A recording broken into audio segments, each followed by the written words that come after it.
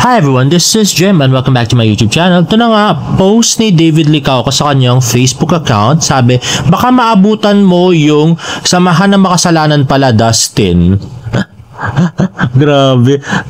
Gusto niya ng lumabas si Dustin. Adik, tapos sabi niya, sabgot ko na yung movie tickets. Hehe, Dustin. Grabe. At yung reaction nga ay 179,000 reactions. Tapos yung yung isa naman, yung sagot ko yung ticket ay 136,000 reactions. So, grabe yun sa Facebook. Lalos na kung mga words lang na ganyan yung nagsabi ka lang ng quotes or words, mataas na reaction rate, galing. At ito naman sa Twitter, sabi niya nga, baka maabutan mo yung samahan ng makasalanan pala, Dustin Yu.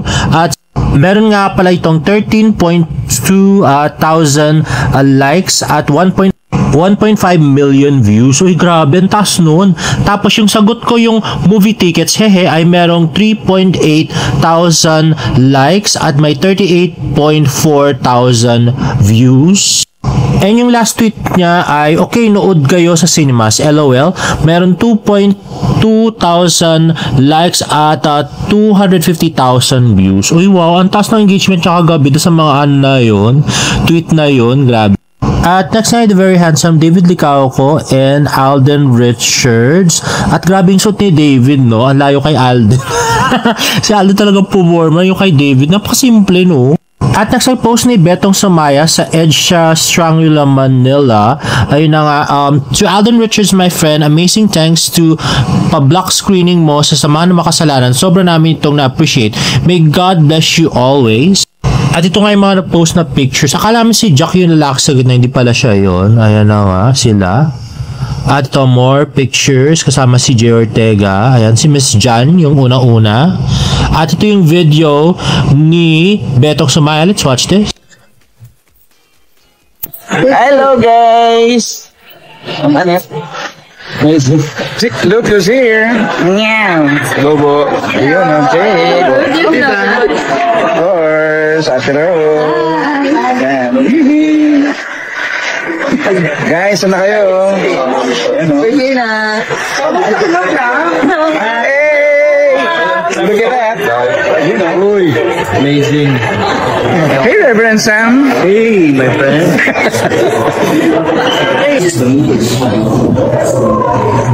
Oh, thank you. You always. Grabe! Ganun ba nagpapasalamat na nga din? Thank you. Nagpapasalamat pero pagka nakitaan mo na naman kami.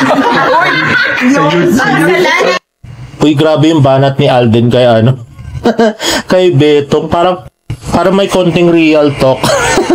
Sa YouTube account. Hello. Ayun.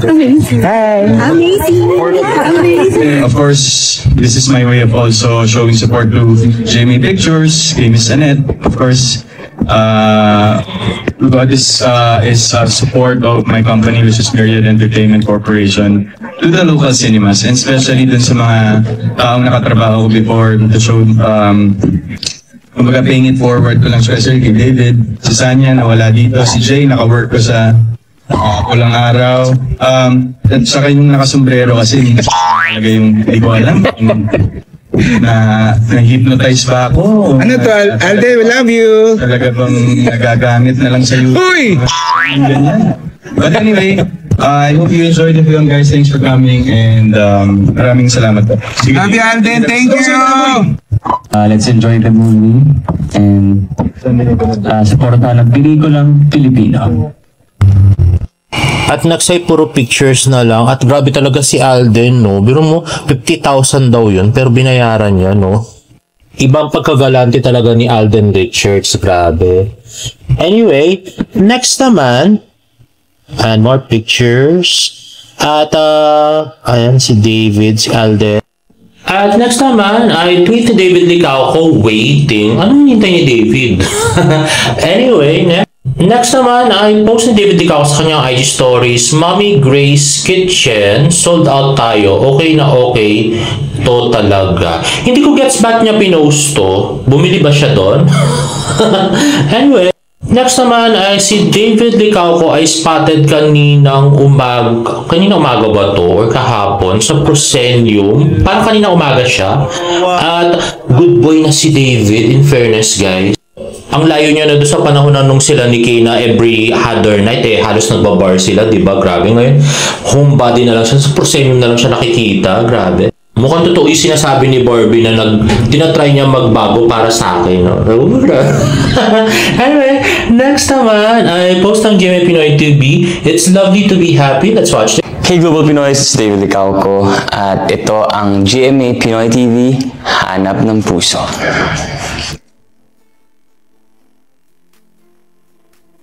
Ang hanap ng aking puso ay just to live life, feel happiness. It's lovely to be happy. Yeah, I think that's it. Just to live life. Ready nga, David. Anyway, next nga ay post ni Kenzie. Ito nga yung anniversary / block screening ng David Troops ng Samahan ng Makasalanan kanina. At nirepost niya nga sa kanyang Instagram story. At ito naman, guys. So, ito pala yung pinagmamalaking special guest ng David Troops, Sky Garden. Okay. Ito na pala yung special guest nila. Akala ko naman si Sanya yung i-imbita nila. Mababash na sana ako. At next naman ay post ni Maricon Santos. So, with David Licauco and her mom Eden, watching Samahan ng Makasalanan ng mga makasalanan at Opus Mall with David Licauco. Ayun na, after manood ay punta nga sila sa Sobra Cafe Opus ni David. At yan nga, the simple David Licauco. At yan si Tita Eden. The pretty Tita Eden Licauco. At yan na si David. Cute na cute sa personal. Ayan. Dahil kausap niya si Kenzie at saka si Chef Mike. At next I post ni Tita Eden, David Troops 10 years strong and still going. Thank you. At ito naman tweet ni Amanda, at kailan ka pa nagsarong sa beach, uncle? Haha, eme, para maiba naman daw. Ayun na nga, so parang doon sa tabi ng backpack yata. Andoon yung sarong. So, nagtataka rin nga kami, ba't isa lang yung beer kung may kasama siya, di ba? So, ibig sabihin, hindi umiinom yung kasama niya na girl. At next ay article ng Deadline, GMA Network and Chris Zion team with View Philippines for drama series Beauty Empire. Philippine production powerhouses GMA Network and Chris Zion Studios are working with regional streamer View on Beauty Empire, an upcoming drama series starring Barbie Fortesa, Kailin Alcantara, Rupa Gutierrez, and Gloria Diaz. Male ensemble cast led by Sam Concepcion and Sid Lucero while introducing the Korean actor and K-pop superstar Choi Boo-min. The story follows the rags to riches CEO Noreen Alfonso, Barbie Fortesa, who is out to take revenge on the people who have wronged her. She staked her claim as the new beauty industry player, tearing down the empire that her enemies have built. Alfonso goes head-to-head against the crass but famous on social media CEO Shari De Jesus, Kailin Alcantara, who is being mentored by a powerful industry veteran Velma Imperial, Rufa Gutierrez. But as she tears her opponent down on social media and they destroy each other's personal lives, it becomes evident that an invisible player is responsible for the bloodshed happening amidst the ongoing beauty wars. In fairness, para maganda siya, no? Lalos na si Barbie syempre, tsaka si Kailin. So, revenge drama pala siya, para mga glory or yung temptation of wife, di ba? Yung rags to riches. Anyway, next ay ang 24 oras preview ng Beauty Empire. Let's watch this. Beauty, power, ambition, and revenge. Diyan iikot ang kwento ng upcoming Kapuso drama series na Beauty Empire na pagbibidahan ni Kapuso primetime princess Barbie Fortesa. Ang nagbabalik Kapuso na si 1993 Miss World Second Princess Rufa Gutierrez at New Gen It Girl Kailin Alcantara. Coming from two grand period drama na Maria Clara Tibara at Pulang Araw. Ngayon, we will step into beauty and fashion. Ay! Beauty si Ate Barbie! Pa-fashion siya! So, baklang baklata pa rin talaga si Barbie. Pero in fairness nga, 2 period drama tapos Beauty Empire. Galing. Very, very excited. Together with my team, of course, yung glam team ko, we're all very excited. I've come full circle. I started my career in television here in GMA at the tender age of 14, and now I can't lie about my age anymore. I'm 50, and I'm back here with GMA, so I'm really excited. Kinakabahan ako ng sobra-sobra kasi napakalaking proyekto nito.